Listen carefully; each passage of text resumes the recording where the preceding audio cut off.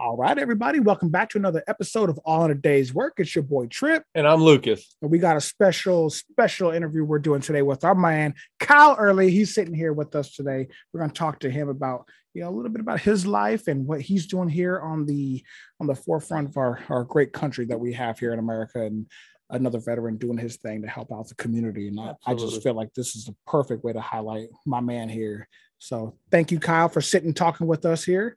Thanks for having me. Of course. Absolutely. And, as everybody knows, Kyle, I'm sure we're both veterans. We both served about, you said 9, 8. Yeah, I did. So it's about 9 years active. 17 years total between the two of us. And this veteran community, it means a lot to us. And any chance we can to give back to the community or to share those voices of the community, we try to take that and do that. So we appreciate you coming in and talking with us. I appreciate you. Absolutely. So one of the things that I noticed is, and we talked about this in our last episode that we did on the recording, was the power of social media, right? And I was talking to Lucas about how it can be used to pretty much be the devil, or it can be a fucking great thing, right? It can be a really good tool, a utility that we can use if it's used properly, right? And I was telling him, I was like, that's literally how I found Kyle, like just going through social media, and whatever, through different veteran pages. And then boom, I see one of the videos or a TikTok or something, just something grabbed my attention. And then I'm looking through his stuff and like what he does. And I'm like, wow, this is freaking awesome. Like for me to see another veteran doing great things out there, doing your own company, it's so inspirational to me, because we get left behind a lot in the aspect of things, and people don't typically like listen to like, oh yeah, these guys serve their country, they sacrifice a lot, and they're still giving back and doing something to the community even after being out of the military and things like that. It doesn't get recognized. And one of the things that I think is that we all signed up, and I'm sure Kyle, I'm sure you can attest to this as well, we all just wanted to serve and do a great thing, and even that desire to serve still continues on after we got out. And so with that being said, Kyle, he may know a lot about what you do, but a lot of the viewers don't. So go ahead and tell us about yourself, man. Yeah, Kyle, you take the floor is yours, man. Just go ahead and tell us who you are, man. What all I have now, man, it's not how it always used to be. And I turned my pain into power. And when I got home, I got lost real fucking quick, man. And but yeah, so I served in the Army, 11 Bravo, did my thing, and deployed to Mosul, Iraq, and come home. And, it was one of the greatest jobs I ever had in my life, man. And you don't think it at the time. And all these soldiers now, man, you don't realize how great it is. And until you're out of it and you're gone, I think as just humans in general, we always want the next thing. And I'm and so I felt like I did it. I was ready to experience other stuff, and I am grateful that I'm out now, because I'm helping brothers and sisters in every way I can, and it's my life's goal and my purpose now. But like I said, man, when I got home, it wasn't 2 years. I crashed and burned. I was a homeless drug addict, had a suicide attempt, prison. I did it all, man. I went down every dark path that I could find. I didn't know how to cope, man. I lost the mission. I lost the camaraderie, the brotherhood, and that's where I'm at now. And the reason I started everything I started. And, in 2018, I started my first company, which was Active Duty RX. Yeah. It's a supplement company. And I use plants from all over the world. That's been in cultures for generations. And, after, 9 failed rehabs, and I was a tri-poly drug addict.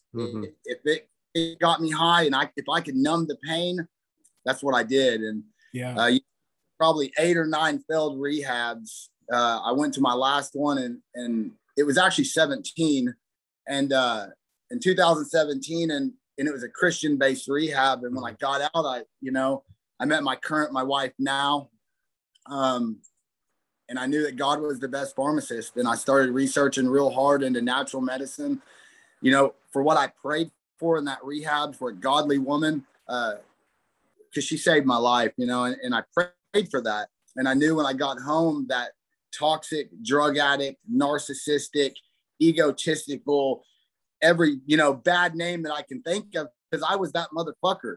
You know what I mean? Oh, yeah. I was him, you know, and drugs and addiction pulls that out of you. It's not really me. It was all the pills, you know, the meth, the heroin, you know, and so I knew what I had to do, and I didn't want to lose her because I prayed for a good, godly woman, and that's how I started my first company, man. I didn't actually have any intentions on starting a company. Right. I digging into natural medicine, and I worked with a nutraceutical specialist, and I compounded a supplement that's got 19 ingredients in there, and phenomenal for post-traumatic stress, even though the FDA won't let me make those claims. But, you know, I did it for me, and I better. My cognitive function was better, my memory retention, my energy, you know, it also helps attack cortisol, which is that stress, that fight or flight hormone. And I felt good, man. And I found it in a non-narcotic way. And to me, that was a trip. You know? See, that to me sounds like a blessing nonetheless. Oh, absolutely. Like, regardless of, you know, whether people choose to believe in God or whatever their religion is, it's that to me is a blessing. You know, and Kyle, I just want to say, as a brother, I know exactly what you're going or what you went through and how that feels. And when you're in that moment, you don't realize that you're in that moment. Does that make sense? When you're down at that lowest of lows, you don't realize that you're actually there. You know what I mean? You're just, like Kyle said, he's just trying to numb the pain. Anything that will numb the pain, right? And I get that. I told Lucas the other day, you know, not that I want anybody to commit suicide. And I was having one of those days, a moment, and I was like, you know what? I get it. I understand why people would feel the need to do that. I get it. I don't want to do it, and I don't want others to do it, but I get it. I understand. And I think that we, as a veteran community, as a people, as humans, we can do better, and we can fix that. No, absolutely. We totally can fix that. And like me talking to you regularly, me talking to Kate regularly, me talking to people like Kyle and other veterans, that to me, like you even told me, it's like, I notice a change in you when you're just talking to other people that actually care.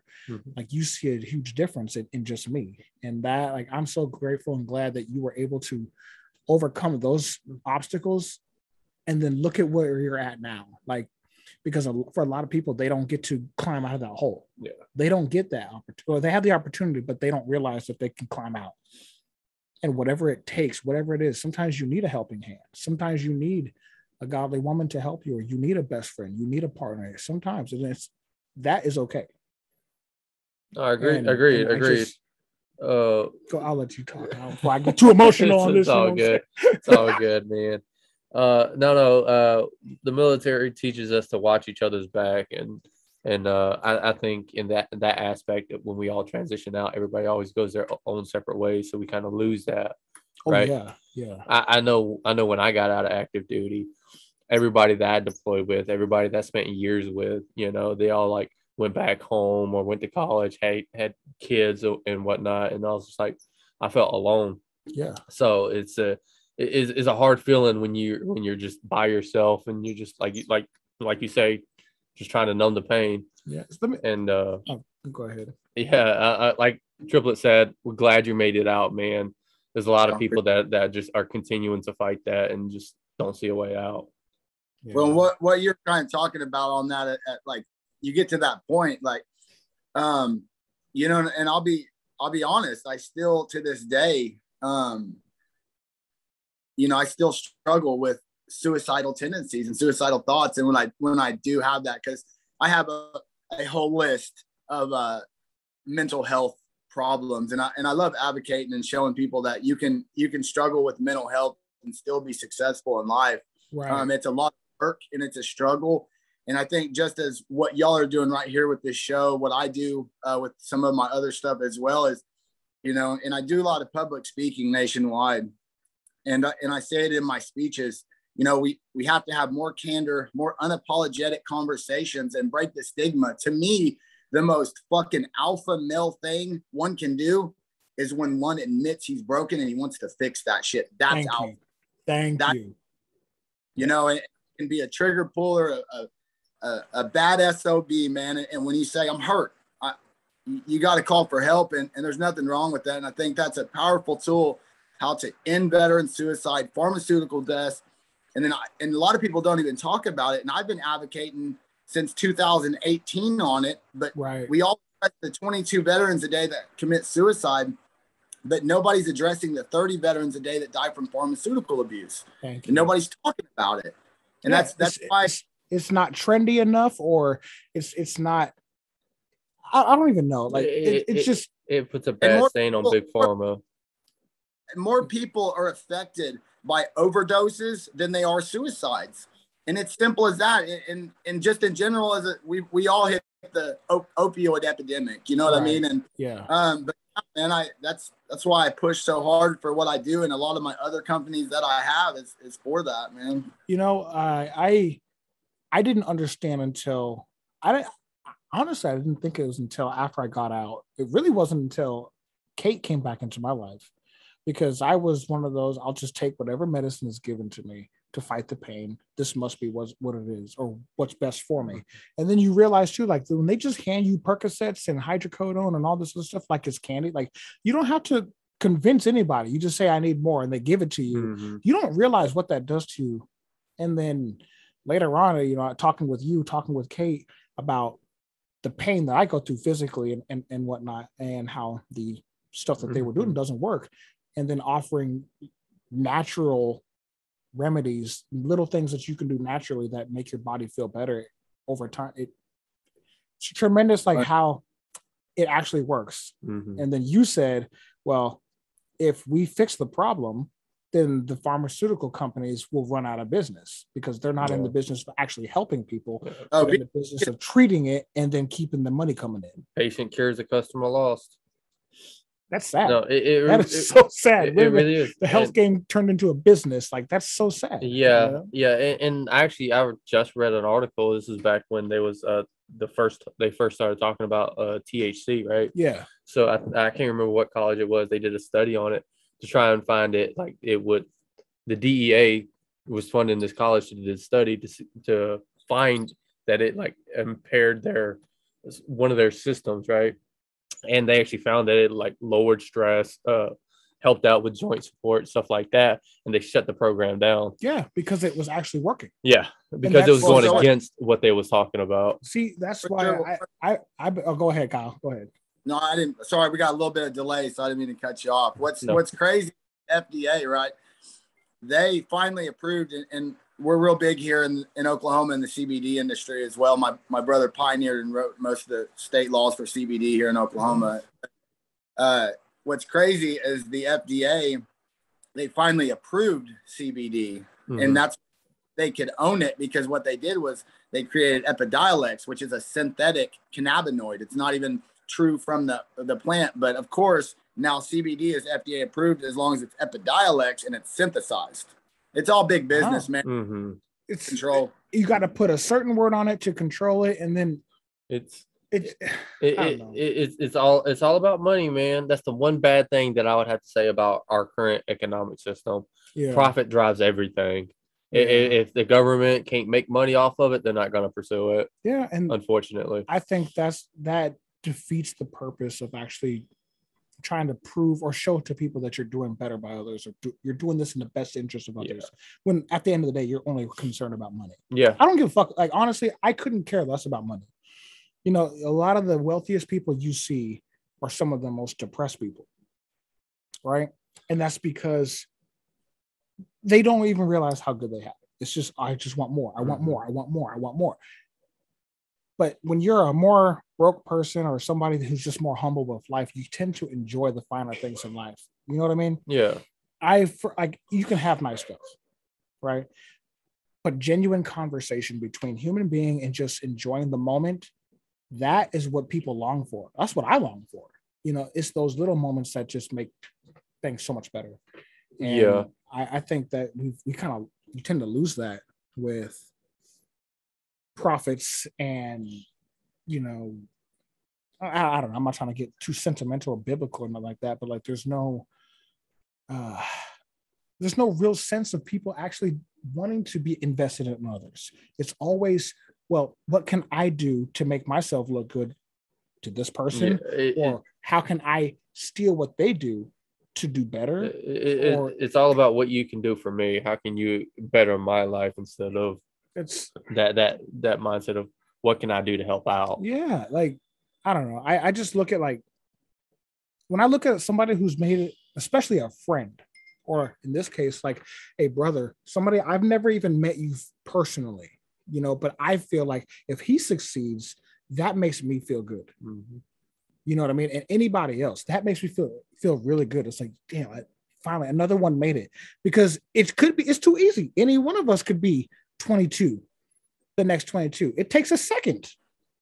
Any one of us could be down that rabbit hole and be the next one, another statistic, because that's easy. Absolutely. And I honestly, I didn't even know about the 30 pharmaceutical overdoses that happened, you know, a year, you know. No, I've never heard that before. So that's crazy, man. And you know, I'm glad you're bringing that up. You know, that needs more awareness. And I think that's something too that we can discuss, you know, more too, because that, not to steal anything that you're doing, Kyle, but just, I think bringing more awareness to that is better. You know, fill away, brother. I want to do better by people. And if I can take care, if no one else is going to take care of our veterans, our military, then why not just take care of ourselves? I mean, let's be honest. The military, the government, they're like an abusive spouse, man. They'll take what they can from us, and then as soon as we are no longer useful, throw us away. So say what?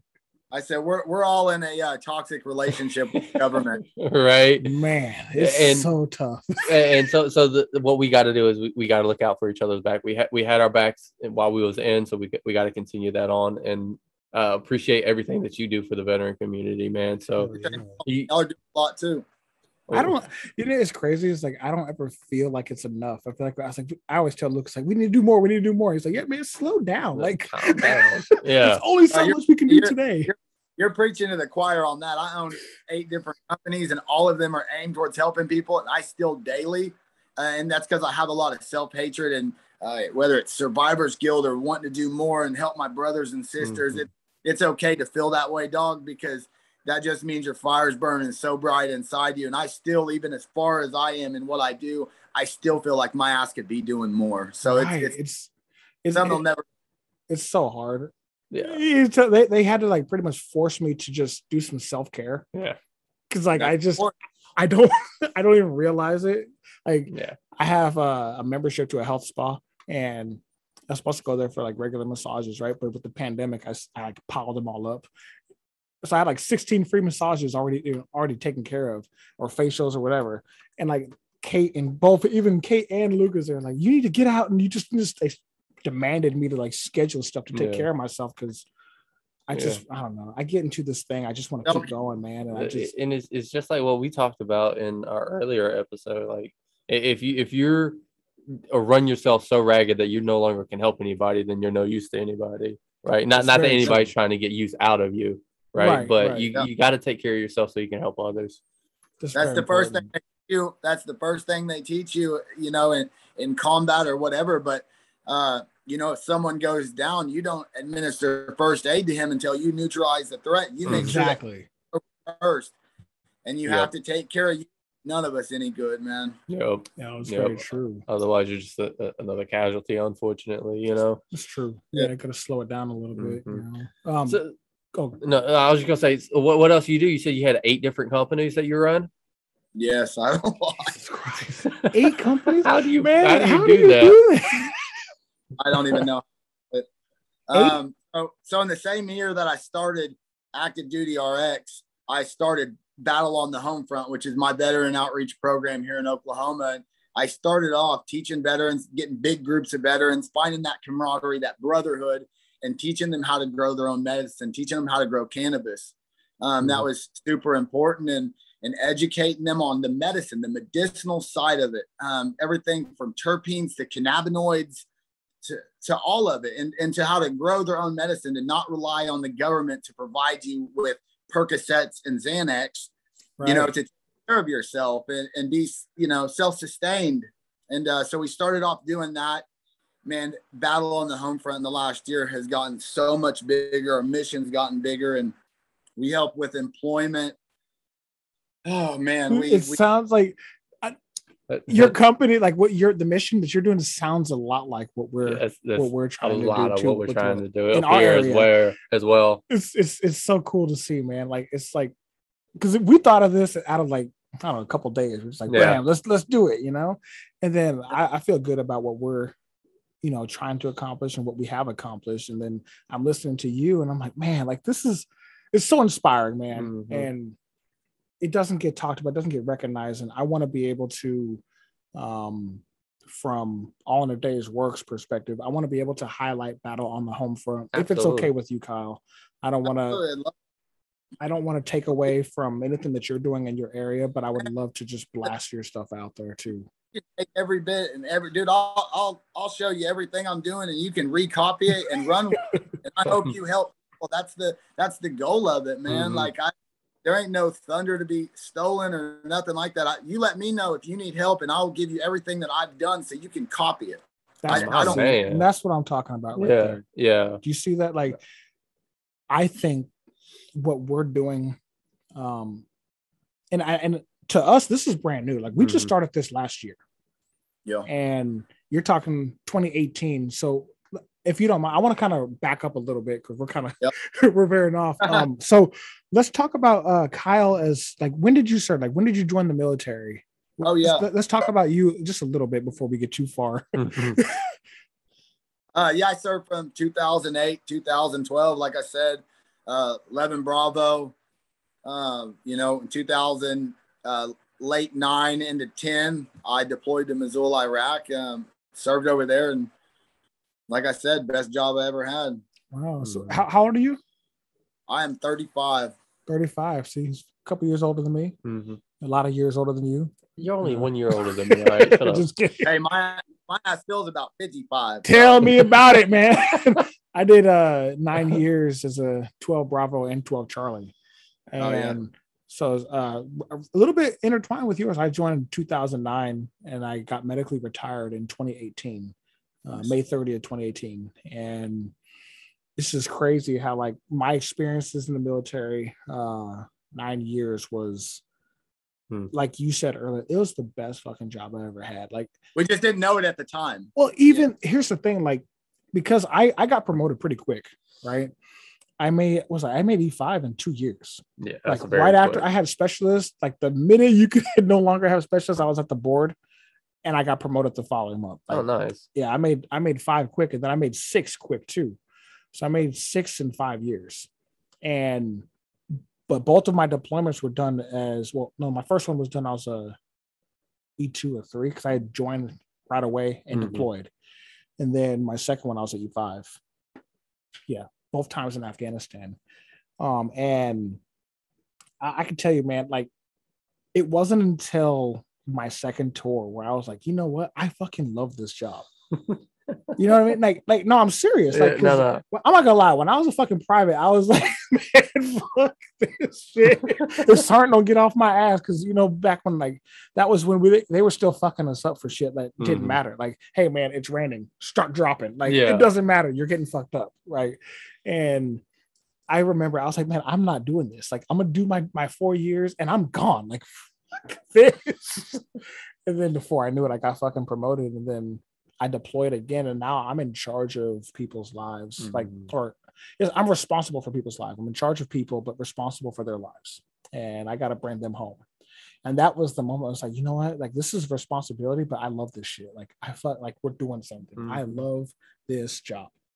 And like I told you about my military career, like I loved it. I was, not to toot my own horn, but I was up there at the top of my game, and then injuries just got the best of me, and now here I am. You know, for you, Kyle, like we work contracted security for aerospace company here, pretty big one. I'm sure you know which one it is, but not going to mention their name. I ain't trying to get sued.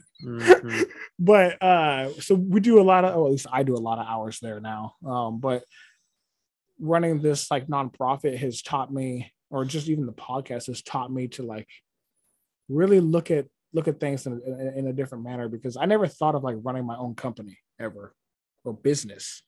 And Kate, she is very persistent. Kate was my girlfriend, and she is very persistent. When she wants something and pushes for something, she goes all in. And it took her convinced, as she told Lucas, like 2 seconds, he was convinced. He was in. Let's make it happen. 2 seconds he was in. I was kind of outnumbered. I'm like, I guess we're doing this, you know. And before I knew it, you know, a year later, here we are doing interviews with a fellow brother. Like, yeah, it's just crazy. It's been a lot, this pandemic, and seeing this it just makes me happy, man. And anyways, Kyle, 11 Bravo to what you said, 2008 to 2012. Went to Iraq. Where were you stationed at? Fort Bliss.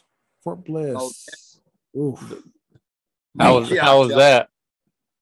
Good old El Paso, you know what I mean?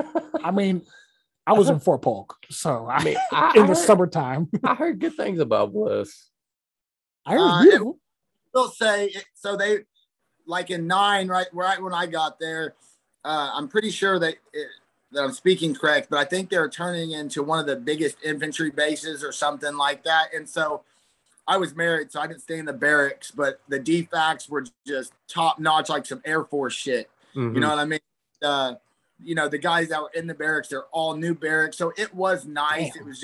It was just El Paso, you know what I mean? And I don't think, you know, if it ain't Oklahoma where I'm born and raised, it ain't good enough for me anyways. I mean, that's still close enough, man. You know what I'm saying?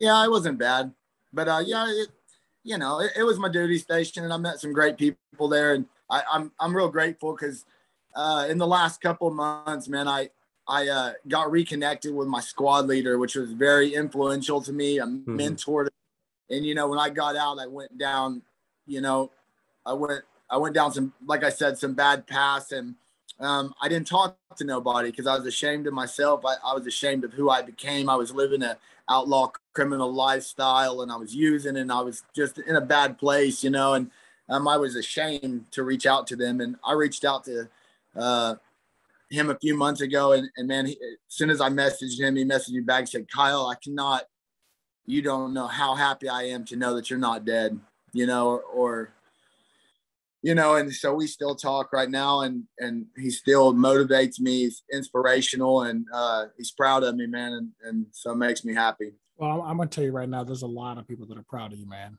and I mean us included, and this is awesome, you know. So don't ever sell yourself short, man. What you're doing is fantastic. I appreciate it. Like, we don't even know you, man, but just hearing like just a piece of what you went through, you know, I mean, we're just happy that you was able to come out of it. There's a lot of people that are, like we said earlier, that are either stuck in that area or will never come out of it, or, you know, took that last step, you know. And I'm gonna be honest with you, man, because I'm not a journalist at all. Like, I'm not a journalist. Like, I'm a fucking grunt. I like to work. I fucking do what I can, but like, just I love to capture this kind of stuff. And you think about the American story, right? And then you have the American soldier story. We're talking about a person who went from civilian life to military to substance abuse, suicide ideations and attempts, to running 8 companies. Mm-hmm. That's significant. Oh, absolutely. And man, these are the stories, to me, I believe, that should be talked about. And again, I talked earlier, Kyle, I was telling him, nothing against the operators and the SEALs and the Rangers and all that, because they're a significant attribute to the American military and in the world. But there are so many other stories and people who have a significant impact and did great things for either our country or are doing great things that don't get talked about. Mm-hmm.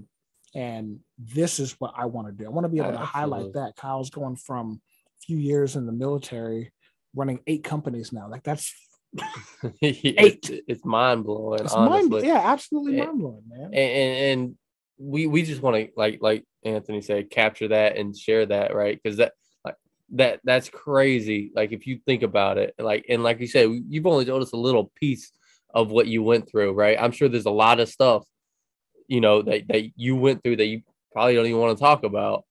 Yeah, and just to go through all of that and just maintain that internal fortitude to keep pushing through, right? That right there is what we need more of, right? What was your the whole story pretty soon. I'm in the process right now of writing a book. Oh hell yeah. Absolutely. I think I mean I don't read, but I think a lot more people need to do that. But you know what, Kyle? I will read your book. I'll read your book. Fuck yeah, I'll read it. I think for us as a company and for you as a company, I think this is a tremendous opportunity. And I don't want to neglect that. Mm-hmm. So Kyle, for you growing up as a kid, did you always want to join the military? Is that something that you like as a childhood dream? That's what you wanted to do? Yeah, I think I was like a lot of us, I was really into guns at an early age. And my grandpa was a Korean War veteran and I just idolized him and looked up to him. And I just think it'd been one of the coolest things in the world. And I even thought about that, when I was a little kid of going to war, and face paint. And I was a G.I. Joe. Dude, this is embarrassing, but I played with like the G.I. Joe 12-inch action figures until I was like 13, bro. Hey, man. That's still a kid though. I mean, I don't see what the big deal is. It's still a kid. But, so yeah, I always wanted to do that. And boom, 2008, I made that decision and we were in a conflict at that time. And yeah, that was my opportunity. And even before that, I was living a criminal lifestyle anyways. And I wasn't proud of myself then. And I wanted to make everybody proud of me. And so I made that decision and it was one of the best decisions I had. I wouldn't take it back for anything. And how old were you when you joined? I was 22. 22. See, so you had already had some adult lifestyle prior to joining the military. Did you go to college or anything? Or I'm a high school dropout. Okay, yeah. So I just out of curiosity, you was 22 when you enlisted in 2008. So you was what, 15 when 9/11 happened? I think I was a little bit younger than that. Oh yeah, 15. I want to say I was 2001. She's 35. She's 5 years in Spark. No, I think 8th or 9th grade. He's 5 years older than me. Yeah, he's 5 years older than me. 85. Right? Yeah, 6 years older. 6 years old. What? 85. So it doesn't matter, right? I just did 9/11 play a factor in your? And I know you say you kind of always wanted to, but did that like sway you at all? Shit, that did. I was in like 8th or 9th grade. You know what? I remember watching CNN News whenever it was Operation Desert Fox or something, maybe like in the 90s, I guess it would have been Desert Fox or something. And I remember just thinking, oh my God, that would be so badass to be a part of that, Yeah. And 9/11 happened. I want to say it was in junior high, and I can't remember. It had to be junior high because I was in 4th or 5th grade.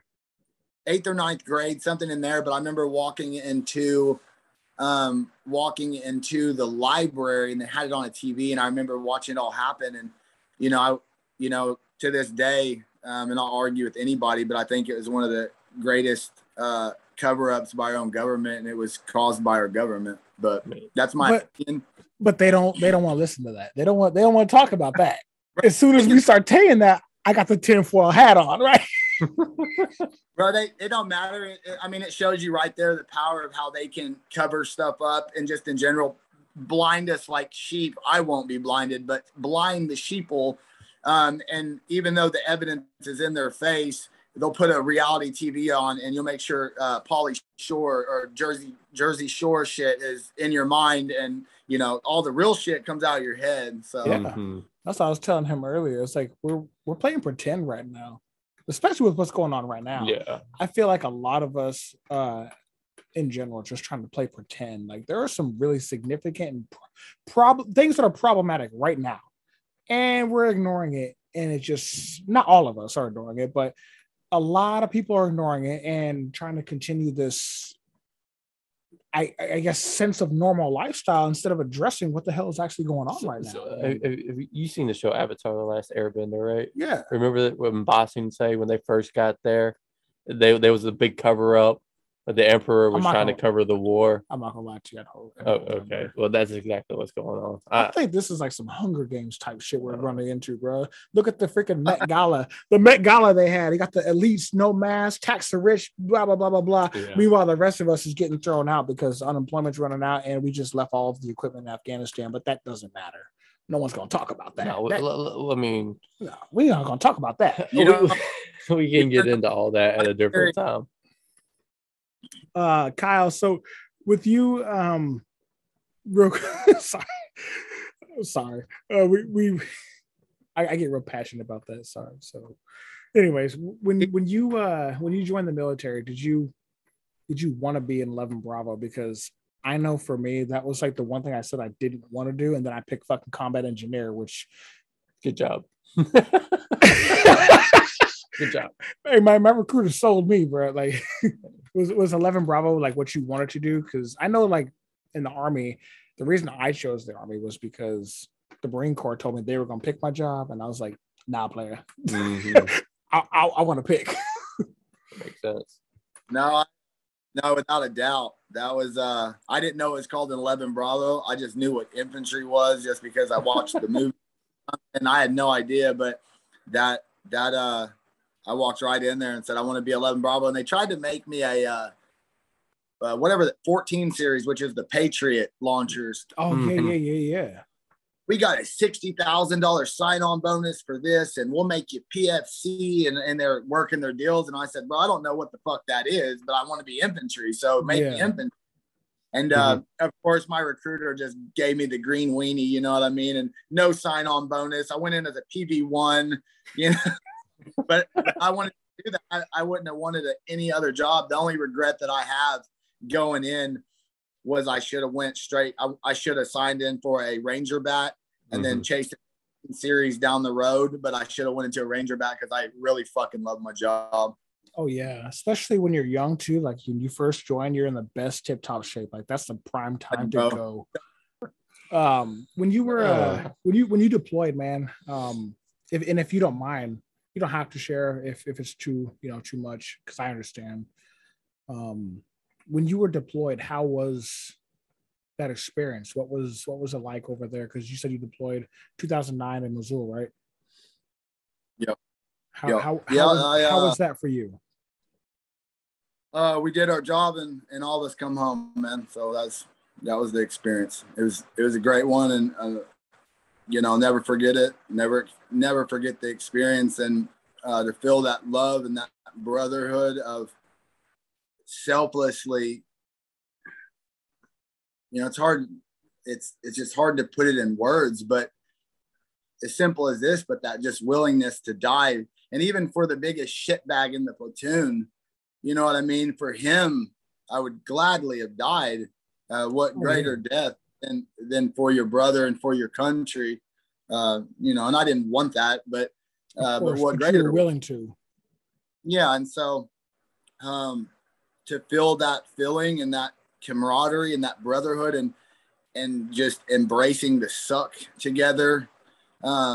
Because we would be out for 3 weeks at a time in a little cop, and we'd be out for 3 weeks with just a Peshmerga, like a little, they're not even platoons. They're like maybe 10 guys. Yeah. And then, and Iraqi army guys and some Iraqi police. But so we'd all be on that little cop together for 3 weeks at a time. And when we first got there and set up those OPs, we didn't take showers, and of course, it was rough in it. And of course, we ain't never deployed.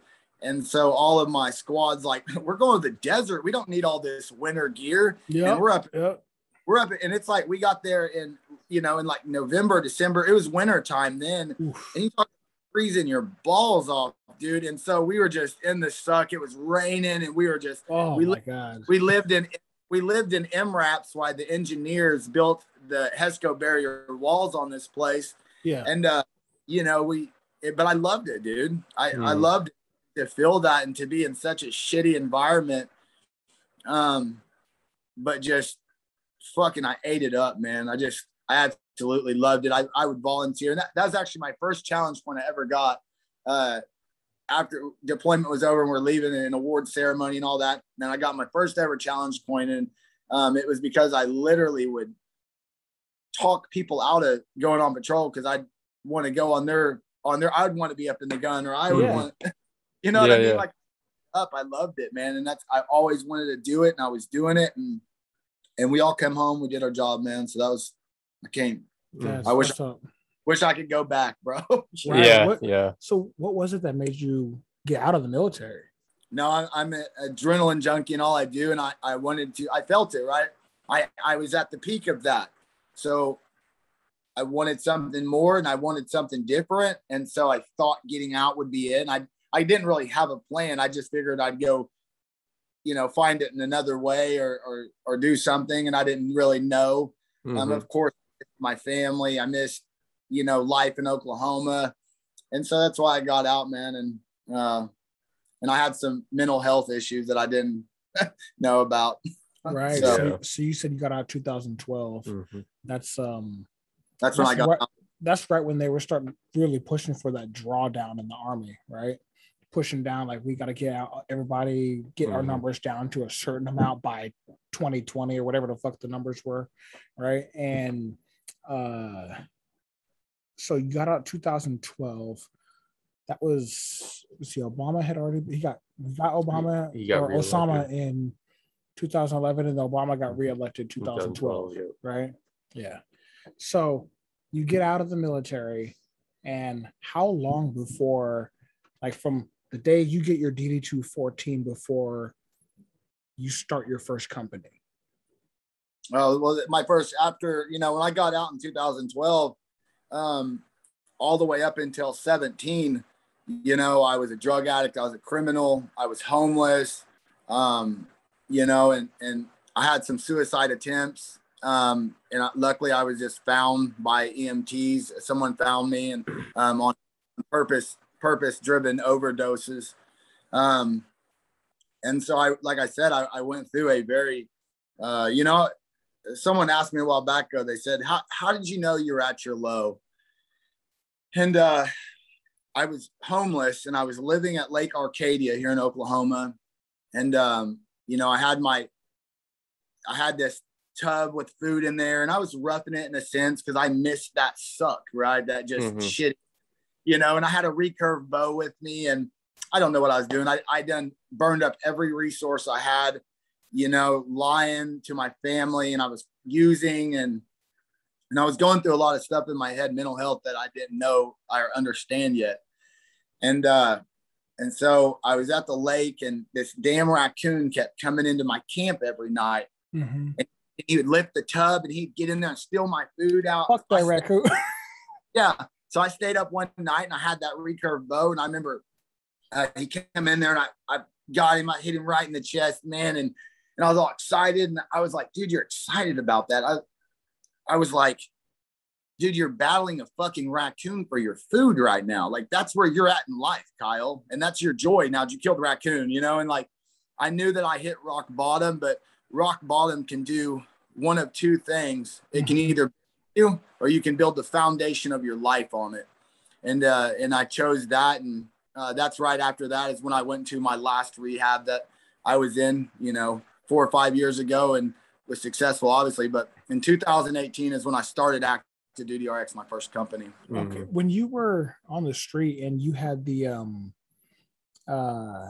was it the rehab that you went through? Was that through the VA that you got the services, or how did you come across that rehab to get yourself, in the mind state where you are now? How did you get to use that, or how did that come about?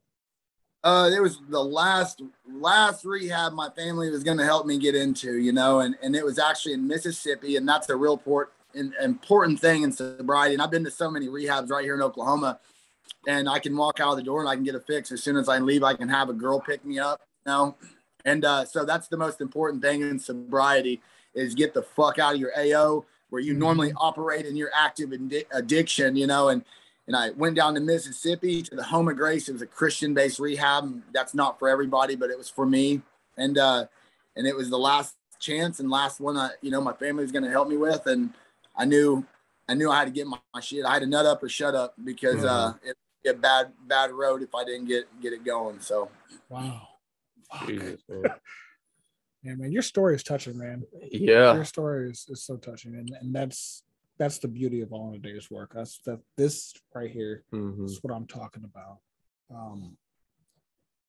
And that, for a lot of us today, we don't realize some of the resources that are available.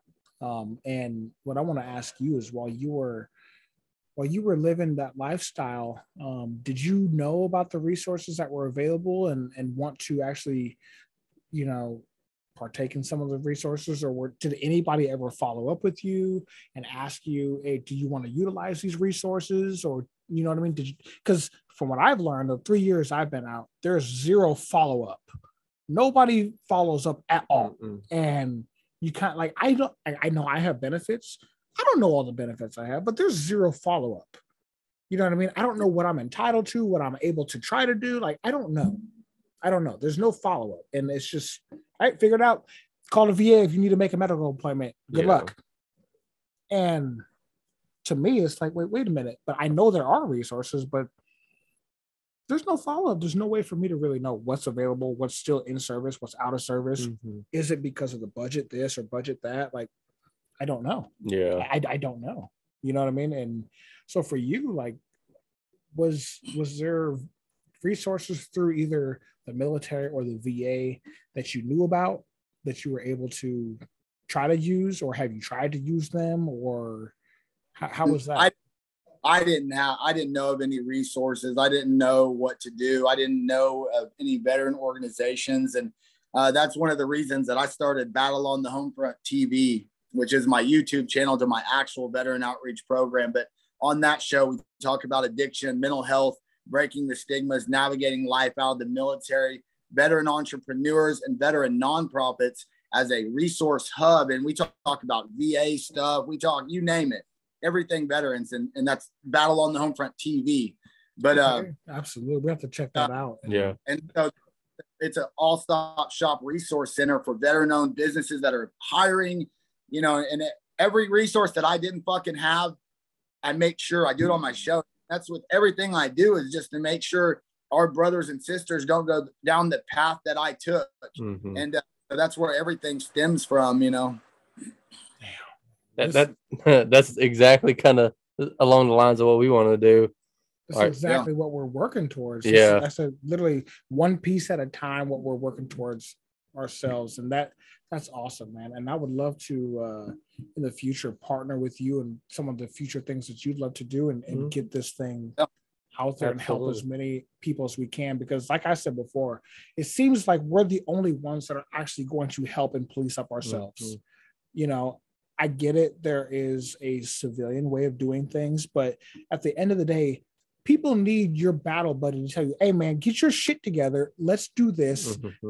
There are resources available. You don't have to do this. It takes that buddy, it takes that friend, that brother, that sister to actually get you in the right state of mind sometimes, because other people don't really understand us the way we understand us, if that makes sense. No, absolutely. And while I am the first one to say, just because I'm not a part of said group does not mean I don't have a logical thought to add to that group.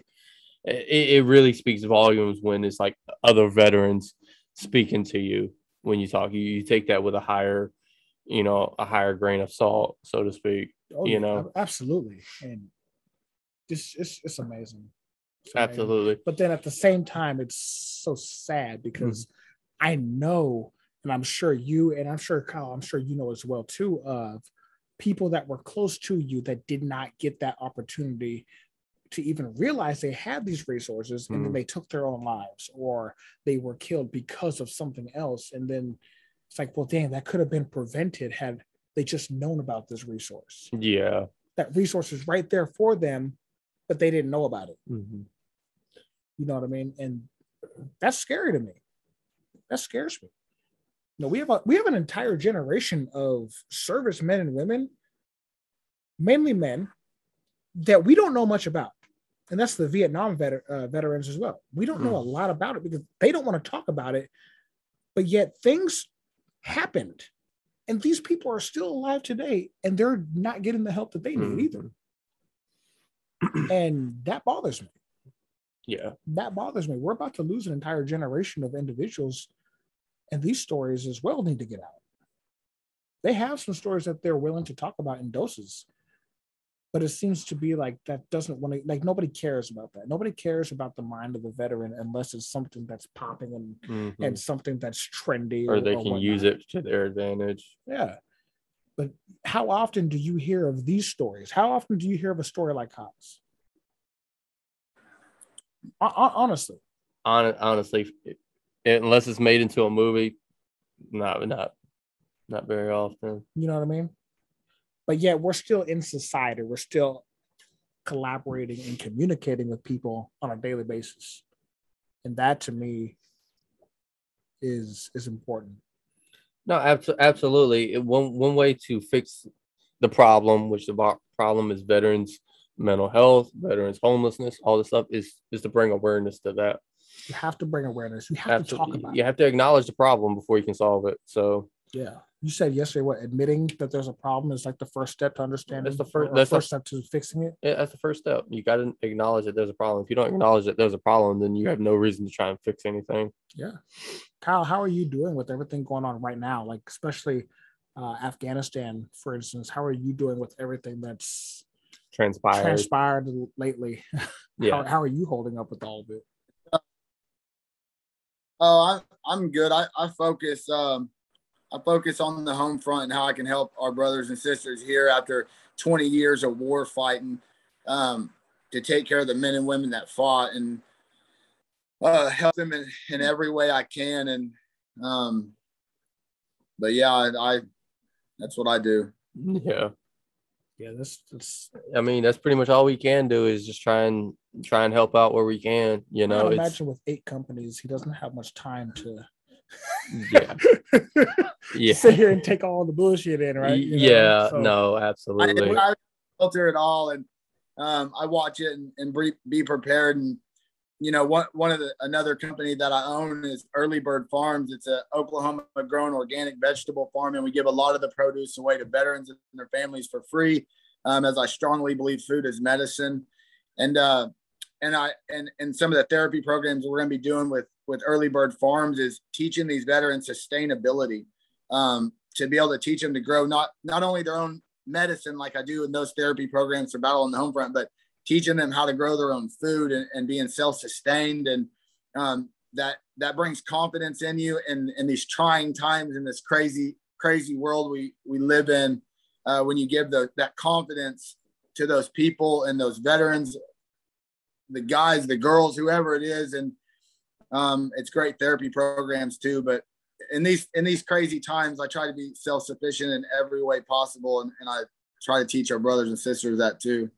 Yeah, I love that. That's amazing, man. That is amazing. I 100% agree with you. Right, coming from somebody that health and fitness is like a big part of my life.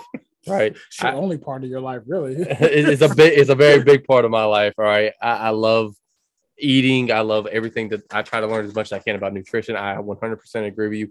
When you eat right, you feel better, both mentally, physically, and when you eat like crap, it's the complete opposite.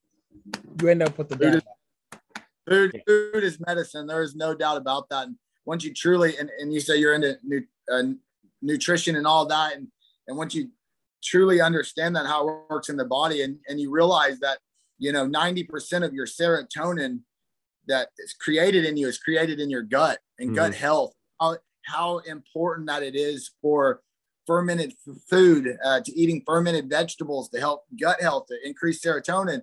And these are things that combat mental health. It's what you eat, what you're putting in your body. It's so important. And that's why I say food is medicine. And with my farm, we give almost half the produce away to veterans and their families for free.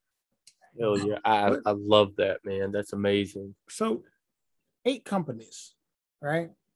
How do you, better yet, like, This one in particular, I know you have coffee, right? Yeah, I own Barrage Coffee, award-winning gourmet coffee, and then I have a CBD infused line of coffee as well. And I just won 2021 best CBD product here in Oklahoma. Oh, congratulations, bro! That's awesome. Wow. I started that company 10 months ago, and I'm doing nationwide sales and closing international accounts right now. And and what was the inspiration behind the coffee? Was it because I've heard and I've seen comments about like this is competition with Black Rifle, right? And well, my deal is and the reason I did what I did, and even with the CBD infused Cantech Labs, which is my brother's lab here in Oklahoma, we're the only FDA registered manufacturing lab in Oklahoma. We're a full vertical operation from seed to sale. We control every aspect, the IP behind everything we do, and patents on the genetics as well. But my idea with that is, caffeine can throw a lot of people with mental health, trigger hyper alert, overactive stuff. And so my option was, to have a coffee that could help regulate some of that stress. It's also CBD works in your master regulatory system, which is your endocannabinoid system, and every mammal has it. So not only are you getting coffee, you're also helping anxiety, you're helping all, hyper alertness, but you're still getting the dopamine release from the caffeine because caffeine is a nootropic. Yeah, absolutely. I fucking love coffee and I always feel good. Hey man, we don't have to talk to him. Let's get an all in a day's work blend that you can do. You know what I'm saying? So I white label Barrage Coffee, and I have quite a few successful companies. I don't know if you know Soldier Girl Coffee. No, never heard of it. No. She's got a very strong, great brand, and I have several other veterans that I allow white labels for, and they basically take my coffee, and I'm your manufacturer. I build your own label, your own brand, whatever you want as your brand and your company, and I help you start a business. And then also that's another company that I own, which is Jekyll Investments, and it's my company where I mentor, coach, and I help veterans become the CEOs of their own companies. Oh wow, my man, Jesus! So we definitely gonna have to be talking. Yeah, we gonna be communicating, man. Definitely have to. So I absolutely get you all in a day's work coffee blend. Trust me. Hell yeah, man. That's what I'm talking about. Oh, that's what I'm talking about, dude. This is awesome, man. This is like a blessing in disguise, and to like, you know what I mean? Because like everything that he's doing and talking about is the exact same things that I look for every veteran out there, for every service member. That opportunity, the opportunity to be successful, the opportunity to push yourself beyond whatever life throws at you. And, when you go from living on the street to running 8 companies, if that's not considered self-made, if that's not considered inspirational to so many people out there, then I don't know what else to tell you. No, absolutely. I mean, hold on, say that again. You came in a little broken there, Kyle. I'm a high school dropout. I don't got no college degree in business. I got my GED to get in the Army, and I barely passed my ASVAB when I went in. I actually failed my first ASVAB and had to go back and take it again, and I barely passed that. And that's, I'm not the smartest guy, but I'm a hard charger. I'm street smart, and I'm passionate, and my heart's full of love, and I'm real, man, and that'll get you so far in life. And, I tell, I could go on forever about that. no, that's what I want. No, absolutely. I love just talking. What the crazy thing is that there's a saying that A students end up working for C students, and in this case, a college dropout, right? I'm sure throughout your 8 companies, you got people working for you, doing all your stuff, right? And I bet some of them have fancy degrees. Yeah, too. probably, right? So it's crazy, and like. These are the stories. Go ahead. Everybody on my team, everybody that works for me, I only hire veterans. That's what I'm talking about. My man, that's amazing. That's kind of like what we're going to say. Hey, look, man, you got to be like you got to understand the language. You got to understand the work ethic. But I tell people, I tell them. When I went in as infantry, everybody, expects, when you get out, you're going to go be a cop, You're going to be security. You might be a contractor. But I use all the skills that the military taught me: leadership, accountability, motivation, you know, and I utilize those into my own life. And you can still be successful, whatever your MOS is when you get out. And if people are watching this that are currently in, you know, you make your own path, man. You do what you want to do. And if you want it bad enough, you'll fight, scratch, claw your way to the top to get it and make it happen if you want it, man. Absolutely. You really and will. that right there, that is a message in itself, right? When we've talked about this, there's that stigma that goes around for people that get out of the military, like, oh, he has PTSD. He's not going to be able to cope in an office environment. Use that, right? Use those skills, like you said, that the military taught you: leadership, work ethic, motivation, accountability. Use that and make your own path, right? You don't have to settle for somebody else's perspective of who you are as a veteran. I think that's super important to that right there. That message, it will alone change, I'm sure, a lot of people's lives. Like, hey, you don't have to settle for that. You can go out and, you know, go through not having a high school education, a college education. You don't have to have all these degrees. You can go out and make your own way and make yourself a success. Especially nowadays, where a lot of these universities and colleges are teaching these kids nonsense. Yeah, facts. Nonsense. Unless you're going for a specific degree field, like not law enforcement, architect, lawyer, doctor. Unless you're going for one of those very specific fields, all that other stuff, liberal arts degree and all that stuff, I don't really think is necessary. And I don't think that just because you have a degree means that you're going to be a successful asset to this company. You know what I mean? But therefore, I believe that especially time in service should count just as much as college credit, if not more. No, especially I agree. for somebody like myself, was at one point running as a first sergeant, and now I have, you know, what on our shift, we have like 30 some people on shift, maybe at one time, like 31, I think. And I think I'm running all of that, right? But it's like, if I have the ability and the skills to do this, but it gets dismissed in other jobs I would like to do because I don't have a degree. Yeah. Right. Yeah. And it's like, well, if I want to make X amount of money to do this one specific job this company is asking me for, but the only thing that stops me from being qualified is a degree, a sheet of paper. That to me is ridiculous. No, I agree. I'm of the firm opinion, just like you are with the military, that it's a business. College is a business. Like, there are some schools that especially over the pandemic, that have pushed for their football program to continue because of the amount of money that they'll lose if they don't have it. Yeah. Right. It's all about money. It's all about money. Yeah. And it's bullshit too, because, you know, in school, they never taught things that I'm learning now and I mentor on now and stuff like that, which is, you know, being an entrepreneur, being a business owner, doing your taxes, understanding state sales tax and all these things, because the government wants to have you by the balls and they don't want you to be good. They want you to come begging. They want you to cry to them. And it's bullshit. I think the whole school system is trash. It's a fraud.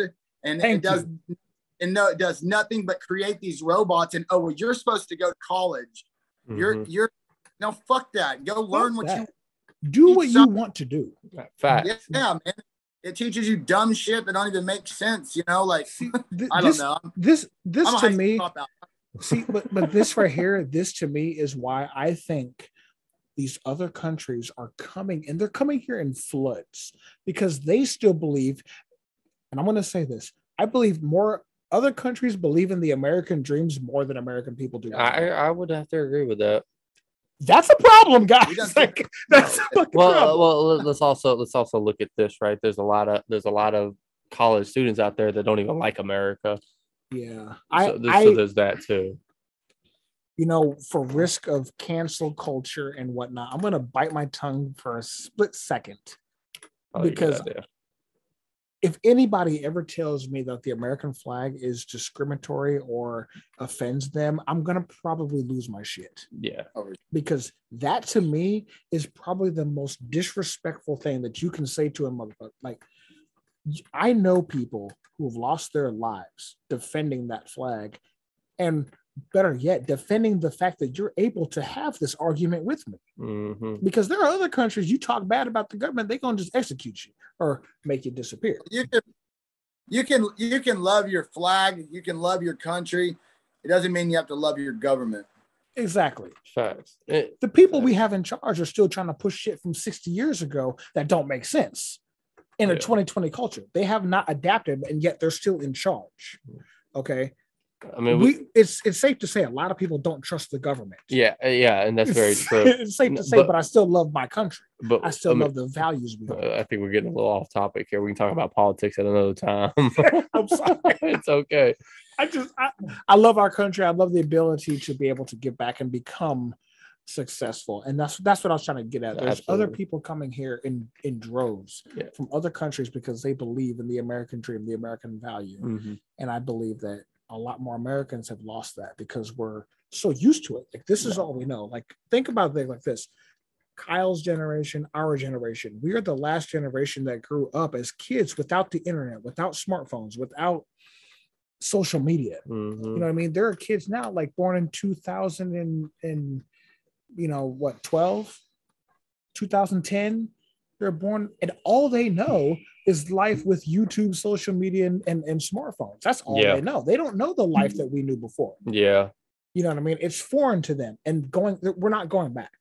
We're not going back. So it's scary to me to see that giant shift, that giant leap. Really, absolutely. But technology is never going to go back to the way it was. Kyle, like, what are your plans for the future? Like, you got 8 companies now. Like, partnering with All in a Day's Work, man. You just heard him, man. You heard him, man. He told you what he's going to do. No, I understand that. I do want to.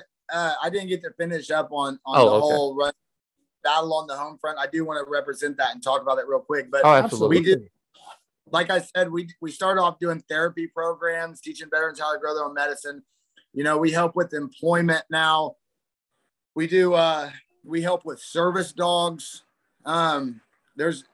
It don't stop for we send veterans on hunting and fishing trips. If it's anything that has to do with veterans, we help them, we support them, and we figure out a way for them. And we also do a lot of community outreach, and I'm very excited because this year, again, this will be the second year that we've done this.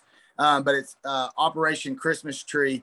And what we do is we go and take free Christmas trees to veterans and their families. And we also build memorials for widows of veteran suicide. And last year, man, it was so powerful. And I could cry talking about it. It fills my heart, and to listen to the widows.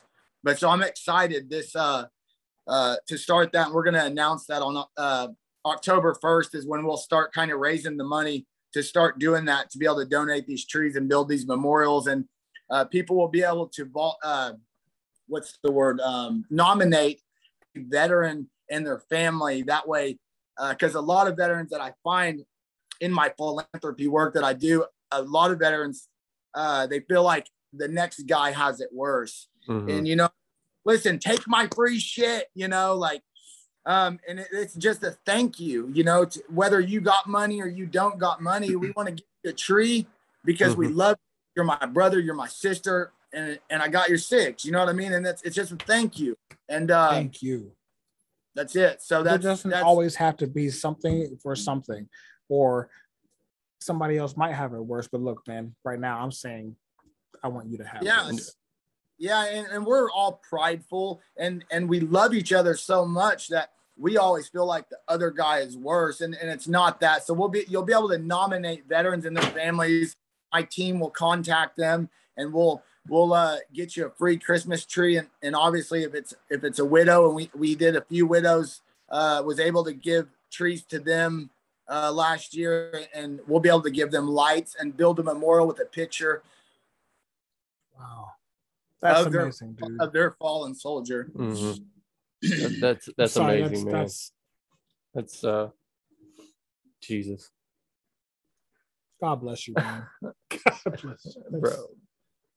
That truly is, man. That's there's no words to describe that, man. That's like you said, that's I don't think you realize how much you're doing, Kyle, and how beneficial you are to the veteran community, their families, and just society in general. Mm-hmm. And you know, maybe it may not seem like that to you, but just listening, this hour conversation that we've had,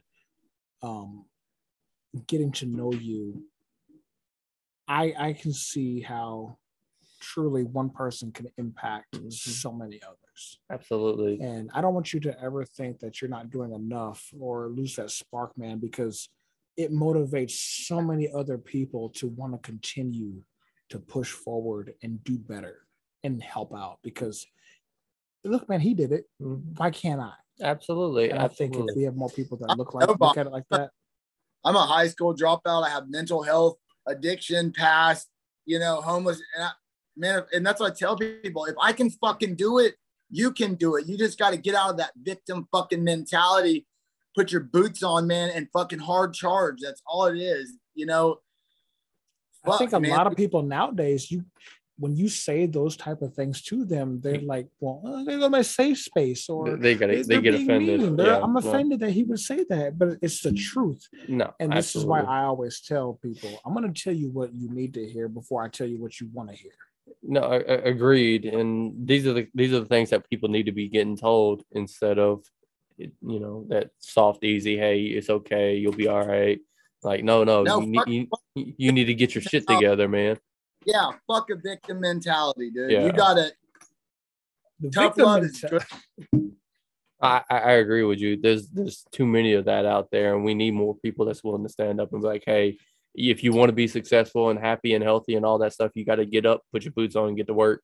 Yeah. Nobody's gonna do it for you. No one's gonna do it for you. We all fail. We all fucking fail. There, ain't nobody perfect, but you fell forward, man. You pick yourself up. You knock the dirt off and you go at it again, man. And that's, if you just hard charge it, man, you just can't quit, and you got to believe in yourself. And when you do fail, give yourself some grace, give yourself a little love, but pick yourself up and do it fucking twice as hard. Absolutely. 100% agreed. So we got about just a few more minutes, man. We just want to know, like, you got 8 companies now. Where are you planning on going? Like, what's your end goal? You know what I'm saying? There's no end goal, man. Keep going. My end goal is to continue to help veterans do what we do. I just announced, and actually while we were on the Zoom, my buddy just sent me a picture of it. But we just are launching with another veteran of mine, a good friend and business partner. But we're launching the Battle Brew mobile coffee trailers, coffee and bacon station. We'll serve bacon and gourmet coffee. We'll call one of that the Infidel Special. But oh wow, I like. I love that. But my buddy just sent me a picture. He went and got us a H1, the military Humvees, to pull the trailers. But so I'm excited. Nice. That is awesome. What y'all going to be doing, a parade? And the reason I say this, and I'm excited about this, and why I'm so passionate about my new company, is I'm going to be able to franchise this nationwide for only veterans. That's it. That's awesome. Oh yeah, that's amazing. Could you imagine to get one of those up here in Seattle area? Yes. Oh my God, that would be amazing. Just like a whole bunch of little things, like kind of like McDonald's does, all over the place. That's so awesome. I love that idea. Yeah, we got food trucks out everywhere, bro. You'll have to be a veteran to franchise it. And I'm super excited about that, and watch this little baby of a business grow, and to help more veterans and let them become entrepreneurs. And, and we have turnkey with this first trailer. Once we launch this, I have all the IP, and turnkey, and they know exactly what they're getting and what they're going to do. And we have all the SOPs, and just like in the military, these are the SOPs. This is how you do it, and you become successful. Yeah. It teaches veterans how to be independent business owners, and I love it, man. Let me ask you this real quick. How do you, with everything going on in today's society, with all the companies managing all these subsidiary companies and all this stuff, what does Kyle do to manage like your own mental health and get yourself to escape for just a moment and get yourself right? What do you do? What are you doing? I try to definitely take time for myself. I love hunting arrowheads. I love hunting deer sheds. Luckily, I live on 10 acres right on the lake. I don't have, it's good out here. So I'll take off in the middle of the day when I feel like I need that. I'll let my wife know, and I do it for me that day and get away and do some motivational or inspirational content, because that gives me joy. And I just take them days when I need them. Self-care, I know we talked about it earlier, but self-care is so crucial. We're no good to nobody if we're not in the fight. And I got to have my mind in the fight all the time. I try to eat good. I try to focus on my diet. I'm not always perfect. Nobody is. And I just do the best at what I can. I try to, when I am stressed out, I like to educate myself. I like to read my books on health and wellness, on terpenes and cannabinoids and nootropics and plant-based medicine and natural remedies. And that gives me a lot of peace to know that I have these tools in my arsenal to fight the fight, which is my own mental health. I'm diagnosed with fucking more shit than I can count. And it's scary to me, because even at the level that I am, there's still a lot of pressure on me at that, but I struggle with all my issues I have. And so I have to navigate it very easy. And so I don't put myself in a bad position, because still to this day, I haven't had an issue in a few months, but I still will fantasize about suicide. It's something that still hits me, and depression happens sometimes, but it's all about having, it's all this, it's more about keeping even, and not so many highs or lows, and just being smooth and having more good days than bad days. And that's what my goal is, my focus. And when I do have them bad days, I address it with my wife, because I have attempted it, and luckily I was found. So I know that I have it in me to actually do what I need to do that. And that's scary to me. So I address that with my wife. As soon as I feel that way, I let her know. But other than that, man, that's how I rock it. And I just keep on keeping on and keep fighting. And yeah.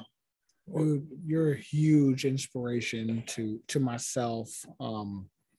And I'm glad, they can say what they want about social media or whatever. I'm glad it connected me to you, and now Lucas as well. And that to me makes me happy and hopeful for the future, because with everything going on, if you feed into it too much, it just seems like there's no hope. Absolutely. There's no hope. And then I hear things like this, and it's like, you know what? I still have to believe in us as a people. I still have to believe that we can do better. We can do more for other people out there. And this was a prime example of, this just talking with you, Kyle, has humbled me so much and made me realize how, where I need to shift focus as well. Because like you said, just fucking do it. Lace your fucking boots and let's go. Just do it. And no, 100% agreed. Like, you're doing great things out there. And I know I speak for us on All in a Day's work, but we would love to advertise your stuff, man. Whenever you got new things coming up, we'd love to help get you started here in Seattle, if that's possible. Veterans helping veterans is what we're all about. I'll keep y'all stocked up on Barrage Coffee. If Barrage Coffee can be a supporter of your show, or maybe your first sponsor, I'd like to sponsor your show. Absolutely. Hell yeah. We heard it here first, everybody. Kyle right here, my man Kyle is going to help us out sponsoring. You would actually be our first sponsor, and I would love that, dude. Absolutely. And we would love to partner and do some things with you in the future. Either Battle on the Home Front or Barrage. We'll work out the details. I do traction for Battle on the Home Front. I'd actually love for that to be a sponsor as well. So we'll figure it out. But absolutely, man. This has been awesome. Absolutely. It's been a pleasure talking to you, Kyle. Thank you for taking some time out and talking to us. And I think we're good to close. Yeah, we got to get this. Unless anything else you want to throw out there, Kyle. Real quick, Kyle. How can people find you on social media if you're willing? You don't have to, but you have like Twitters or Facebooks and all that stuff, TikToks. TikTok is official_Kyle_Early. Facebook is Kyle Early 33. Those are my platforms that I run right now. battleonthehomefront.com. You can also see our YouTube channel on there as well, Battle on the Homefront TV on YouTube. But you can get all of your supplements, Active Duty RX, Barrage Coffee, all your Veteran Lives Matter t-shirts, tank tops to support our mission.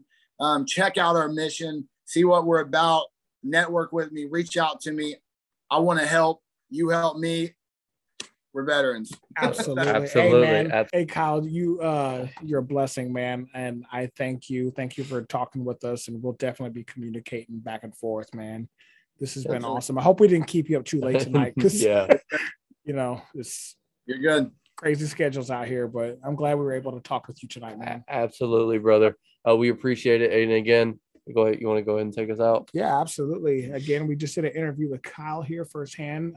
Please, we'll leave the link to his stuff in the description for these videos. Again, if you can, be sure to check out our website, allinadays.com. We'll have all of our information along with Kyle's information there for you guys to see him and see his companies and what he's doing. Again, don't forget to like, share, subscribe to all these videos in the future. All in a Days Works officially signing off. Take care, everybody. Take care, Kyle.